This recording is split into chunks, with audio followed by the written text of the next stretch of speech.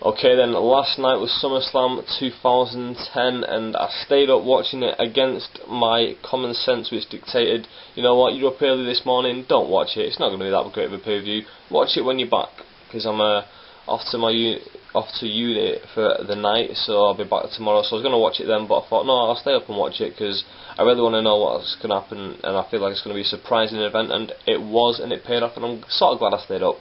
So yeah, it started off IC title match, Dolph Ziggler defending the belt against Kofi Kingston, who he just beat for the title 2 weeks ago. The match ended in a no contest when the Nexus came down, put a beating on both guys. You know, this pay-per-view, it just felt like an episode of Raw, to be honest. It just felt like different segments thrown together just for the sake of a television show that's going to flow from start, middle, end. You know what I mean? For anyone who watched it, I don't know if you got the same feelings, you know, let me know what you thought of it. Divas match. The returning Melina facing off against Alicia Fox, the Divas title, who they just met each other last week. So just like the match before this, they've faced each other in a singles match not so recently, so I wasn't too buzzed about this match. It was an average match, it wasn't anything that spectacular, it wasn't as bad as some Divas matches, so you know, thumbs up for that I suppose. Next match, the 3-on-1, the Straight Edge Society versus the Big Show. Now, you know, it was played off really well in this match that CM Punk was the cowardly heel on the outside, didn't really want to get involved until the Big Show was either hurting or the Big Show had his back turned and then Punk would attack him. But in the end, Big Show came off victorious after pinning Joseph Mercury and Luke Gallows. Next off, WWE title match, Randy Orton going up against Sheamus.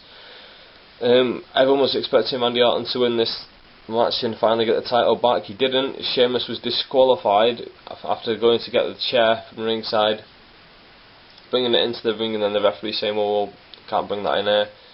He throws the referee outside of the ring, the referee quickly disqualifies him, and then I think he tries to lay Orton out with the chair, but Orton quickly counters him. It was basically just a rubbish spot. I thought Orton was going to put Sheamus down with an RKO on the chair and then Miz would come out and cash it in, but he didn't. Earlier on in the show, just before this match I think it was, Miz came out and he basically said that he's agreeing to join Team WWE in the fight against Nexus later on tonight, so you know, everyone was buzzed for that. Then you got the world title match, Kane defending the belt against Rey Mysterio. Now this was a really classic styled match.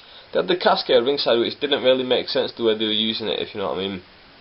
Because they were using it in a way that Kane was trying to shove Rey Mysterio into the casket, and as far as I know, this wasn't a casket match, so it was pretty pointless that he was trying to stuff him into the casket. But they did the spot where he lifted it open, the casket was empty. The next time he closed it, I was talking to Speed of 88 online, and I said to him, when that casket lifts back open, the Undertaker's going to be under there.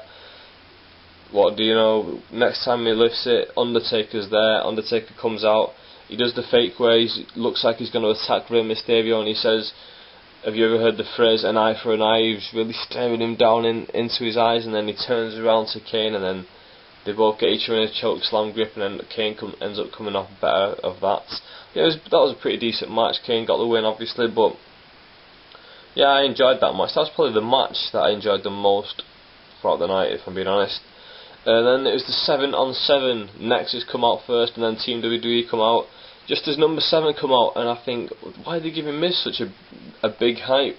Why are they putting Miz over so much that the 6 WWE guys are going to stand at ringside waiting for Miz? Because usually it would be the 6 more lower card guys, not to say that they're lower card, but the 6 guys who are lower down than the main guy would come out first, and then it'd be like the John Cena who comes out number 7, it'll sprint through them all straight into the ring, then they'll all follow, and then the scrap play ensues, you know what I mean? Or in fact the Nexus guys would all scatter out the ring and then recuperate, game plan time, they'd all get in the apron, then they started off one-on-one. That's not what happened there. Miz, he came out just at the end, and then John Cena gets on the mic and says, whoa, we don't need you. We've come up with a better replacement, someone else who hates the Nexus just as much as we do. Comes out, and it is Daniel Bryan, and I am marking like a little bitch. I'm not gonna fucking lie, I was sat at the computer screen and I was so excited seeing Daniel Bryan. Now, I was one of the people that when he was released, I didn't accept it, and I was like, no, he's not been released. Surely not. They've not released him.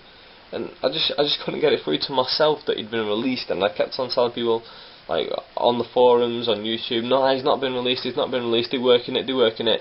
Just the way they did it all. The way they let him wrestle for other indie promotions straight away. The way they blamed it on the tie incident, yet they filmed all the tie incident on screen, and they tried to play it out with the Mattel pressured us into firing him, and it just didn't work for me. And yeah, I suppose I was right, but at the same time, it had been so long, I just had to give up hope that Danielson was coming back. But when he did come back, I was fucking excited as fuck. And that's me even knowing that he'd cancelled a few indie shows this weekend, because people were saying it on the forums that Brian had cancelled his indie shows, and I still thought, nah, I'll ignore it. I'm not gonna get my hopes up. And then when it did come out, I was fucking ecstatic. I loved it, and I loved it to such an extent that I wasn't really paying attention to the match. I was still on a high just from him coming down to the ring. And like I was saying before about them giving The Miz such a hype of like the last man to enter in this pay-per-view, they gave it to Daniel Bryan, which is like, it was quite exciting for me, because I'm quite a Daniel Bryan mark. I only got into Ring of Honor because of Daniel Bryan, seeing his matches with Nigel McGuinness, and now seeing that they gave him such a big push from the off, like, that's really excited me. The match, it got down to the final two, which was Gabriel and Barrett against Cena and Bryan, and then just as Bryan's fit, like, eyeing up Barrett and Gabriel, Miz comes down from out of nowhere, hits him with briefcase to the back. It's a cold crushing finale, and then I think Barrett comes in and gets the pin on Bryan, so it's 2-1. But obviously Super Cena comes through in the end and gets the win. Now, because Daniel Bryan came out and he literally made the match for me, his entrance and him coming out just got me so excited and so pumped for the match that it really felt like one of those old school pay-per-view, watching it back in the day, watching like one of the Hulk Hogan Survivor Series matches. It really did feel like that to me, and especially with the way Cena came through in the end. Normally I'm not a big fan of that, but it all just felt right to me in this pay-per-view. I really did like this main event of this pay-per-view. The last two matches I really enjoyed. The first four on the card, not so much, but still, it's worth watching for the 7-on-7, and it's worth watching for Undertaker's return. Sheamus match with Randy Orton is a bit screwy. The 3-on-1 obviously was not going to be nothing expected from that. The Divas match is the Divas match, and obviously the IC title match ended in a no contest. So if you're going to watch anything, just try and get hold of the match of the 7-on-7 and maybe the world title match. But yeah, that's me for now, and I might be back with a Raw review tomorrow, depending on how good Raw is. If it's good, I'll do a review. If not, then, well, if nothing of note happens, then there's no point in doing a review, is there? But if something of note happens, then I'm really up for doing a review, because I'm so excited now Daniel Bryan's back. I feel like a kid again that believes it's real.